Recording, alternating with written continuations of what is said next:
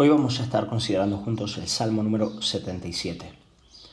Los salmos nos proveen de un extraordinario compendio de los más diversos estados del alma que podemos atravesar. Alegrías, tristezas, ansiedades, depresiones, esperanzas, dudas, certezas. No hay movimiento del corazón que no se describa en esta radiografía bíblica de la psique humana. Tal vez sea la falta de la meditación en los salmos, entre otros factores, lo que llevó a la Iglesia moderna a cambiar el consejo bíblico por las opiniones de Freud. Y no digo que todas las opiniones freudianas sean malas, pero ¿puede compararse a las aguas del Jordán con los ríos de Babilonia? Quiero decir, ¿por qué utilizar la tenue luz de una vela humeante cuando contamos con la luz límpida del Evangelio? Queridos hermanos, hay en las Escrituras caudales insondables para la sanidad del alma. En ella encontramos el consejo del único capaz de confortar nuestros corazones. ¿Por qué acudir a otro lugar? Yo quiero animarte una y otra vez a acudir a la Biblia y especialmente a los Salmos, donde encontramos verdadero consuelo para el alma humana. En el Salmo 77 encontramos al salmista en un estado mental deplorable. La suya era una disposición mental oscura, carente de toda esperanza. Él no duda en hablar, en el versículo 2 lo vemos, él no duda de hablar del día de mi angustia, el día de mi angustia. Su alma estaba en tal estado que dice que rehusaba consuelo. Queridos hermanos, muchos dirían que el salmista estaba en una verdadera depresión, y creo que así era.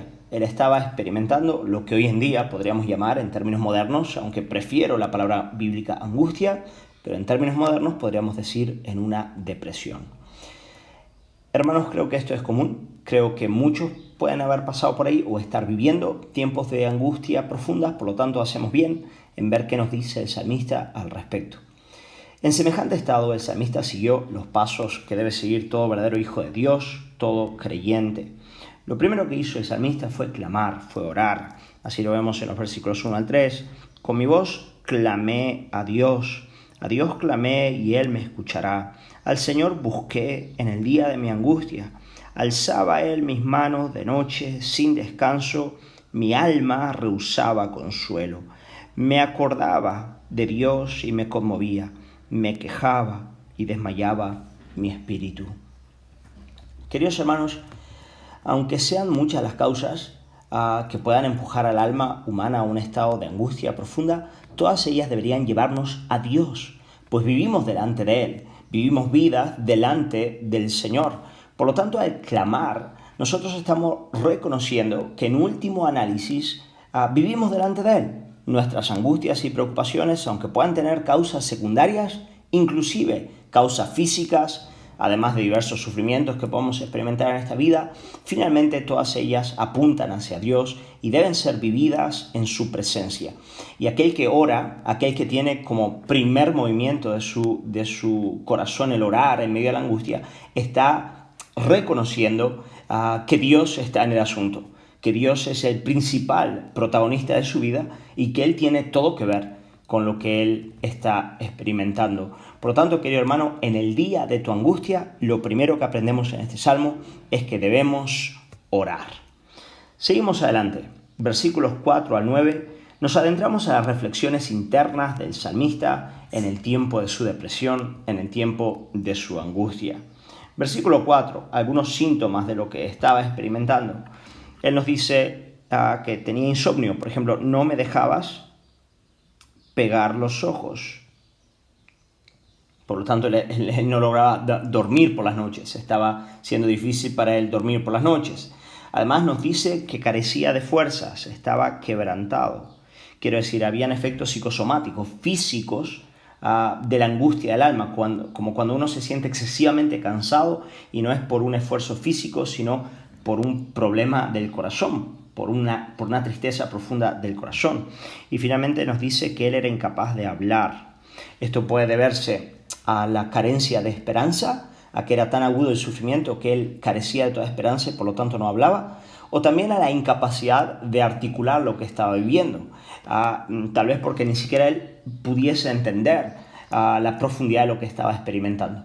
Creo que todos estos son elementos que podemos ver en la depresión, ¿no es verdad? El insomnio, el cansancio físico, la incapacidad de verbalizar, el sufrimiento del alma, todo eso lo vemos de manera clara en este versículo 4.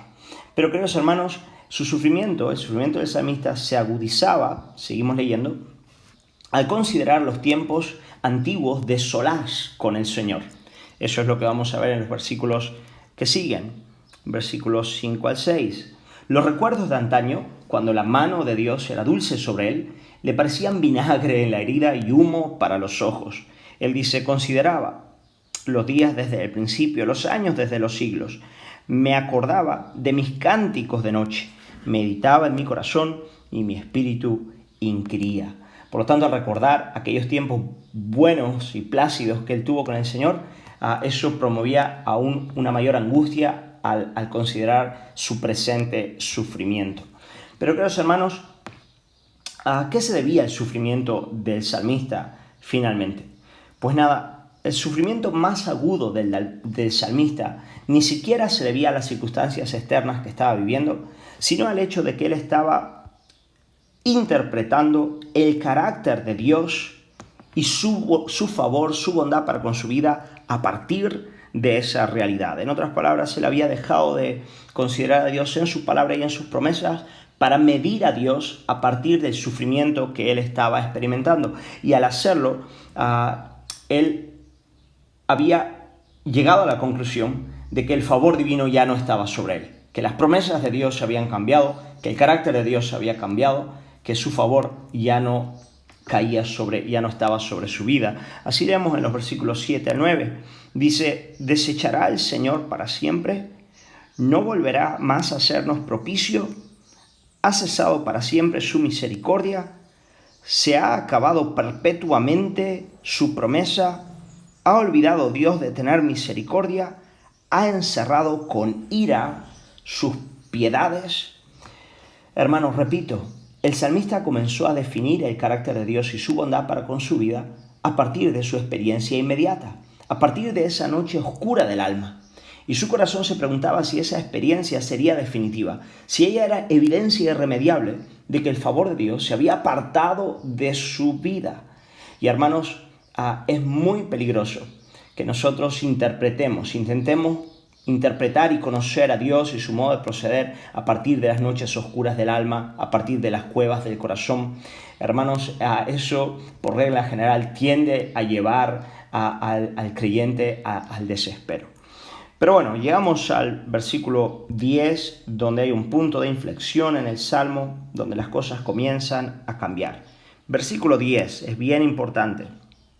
Vemos que el salmista va a reconocer que la angustia de su corazón no proviene de un cambio en el carácter de Dios o en su bondad para con él, sino de sí mismo, de un estado deplorable en el que se encontraba su alma. Leemos, dije, enfermedad mía es esta. En otras palabras, el problema no está en Dios, no está en su carácter, no está en sus promesas, no. Está en esta condición subjetiva de mi alma que ha sucumbido al desespero, a la incredulidad. Enfermedad mía es esta. Hermanos, qué bueno es cuando reconocemos esa realidad. Ahí empieza la esperanza, cuando nos damos cuenta de que el problema es una subjetividad enfermiza de alguien que ha perdido de vista la objetividad de quién es Dios y de sus promesas y ha empezado a mirarse constantemente hacia adentro, a sí mismo, a lo que está viviendo, y a partir de ahí, pues esa enfermedad. Queridos, cuando el salmista reconoció que el problema estaba en su condición subjetiva, salió rápidamente de ahí adentro para considerar las obras objetivas de Dios registradas en las Escrituras, en su palabra. Eso es lo que vamos a ver en la segunda mitad del versículo 10, versículo 11, 12. Dice, traeré a la memoria pues los años de la diestra del Altísimo. Me acordaré de las obras de Jehová. Sí, haré yo memoria de tus maravillas antiguas. Meditaré en todas tus obras, hablaré de tus hechos. Así que el salmista ya no iba a considerar subjetivamente su condición, ni iba a medir a Dios a partir de esa realidad. Él iba, por decirlo de algún modo, a salir de sí mismo para poner su mente y su corazón en las Escrituras y a partir de ellas considerar quién es Dios y cómo obra Dios a favor de su pueblo. Hermanos, el restante del Salmo es sencillamente el salmista haciendo eso. Así que vamos a leerlo para ver cómo lo hace. Él dice: oh Dios, santo es tu camino. Estas son sus conclusiones, ¿no? Que Dios es grande como nuestro Dios. Tú eres el Dios que hace maravillas. Hiciste notorio en los pueblos tu poder. Con tu brazo redimiste a tu pueblo, a los hijos de Jacob y de José. Así que él va a comenzar a meditar en la obra de redención a partir del libro del Éxodo y cómo Dios salvó de la esclavitud a su pueblo. Te vieron las aguas, oh Dios, las aguas te vieron y temieron. Los abismos también se estremecieron. Las nubes echaron inundaciones de aguas, tronaron los cielos y discurrieron tus rayos. La voz de tu trueno estaba en el torbellino, tus relámpagos alumbraron el mundo, se estremeció y tembló la tierra. Aquí, hermanos, vemos las aguas del mar abriéndose para que el pueblo de Israel pase, y también vemos imágenes del propio Sinai cuando se estremeció bajo la presencia de Dios. Todas estas imágenes del Éxodo y de la redención que Dios trajo a su pueblo. Finalmente él dice: en el mar fue tu camino y tus sendas en las muchas aguas, y tus pisadas no fueron conocidas. Desde luego aquí está hablando de la redención y de la salvación del pueblo de Israel cuando pasó a través del mar para salir de Egipto, pero también esto nos recuerda a nuestro Señor y Salvador Jesucristo cuando los discípulos estaban en medio a una situación muy difícil con el viento contrario, la barquilla casi anegándose en el mar de Galilea, y Jesucristo mismo vino caminando a su encuentro, para acallar el mar y para que pudiesen llegar a tierra firme. Hermano, por muy dura que sea nuestra angustia, por terribles que sean las circunstancias, recordemos que Jesucristo es aquel que gobierna sobre el caos, gobierna sobre el pecado, gobierna sobre la oscuridad para venir a su pueblo, para venir a salvar a su pueblo. Él es el que conduce a su pueblo como ovejas. Lo hizo en el antiguo pacto Dios por medio de Moisés y Aarón, lo hace ahora por medio de nuestro Señor y Salvador Jesucristo. Gloria al Señor. Hermanos, ¿qué es lo que sana el alma de la depresión, de la angustia? Os digo que no hay nada que traiga mayor consuelo que la consideración objetiva de las Sagradas Escrituras, no buscándonos a nosotros mismos en ella, sino a Dios, contemplando a Dios, su carácter, sus promesas, sus obras, y es el conocimiento de Dios el que sana nuestras almas. Termino con algunas palabras del conocido predicador inglés Charles Haddon Spurgeon, que dijo en su día: la contemplación de Cristo proporciona un bálsamo para toda herida. La meditación sobre el Padre proporciona descanso de toda aflicción. Y en la influencia del Espíritu Santo hay bálsamos para todo mal. ¿Quieres librarte del dolor? ¿Quieres ahogar tus preocupaciones? Entonces ve y zambúllete en lo más profundo del mar del conocimiento de Dios. Piérdete en su inmensidad y saldrás de allí como al levantarte de un lecho de descanso, renovado y fortalecido. No conozco nada que sea tan consolador para el alma, que apacigüe las crecientes olas del dolor y la aflicción, que proporcione paz ante los vientos de las pruebas, como la ferviente reflexión acerca de Dios, y ahora añado yo, en su palabra. Por lo tanto, hermano, sumérgete en las Escrituras, en espíritu de oración, y verás cómo el Señor sana tu alma.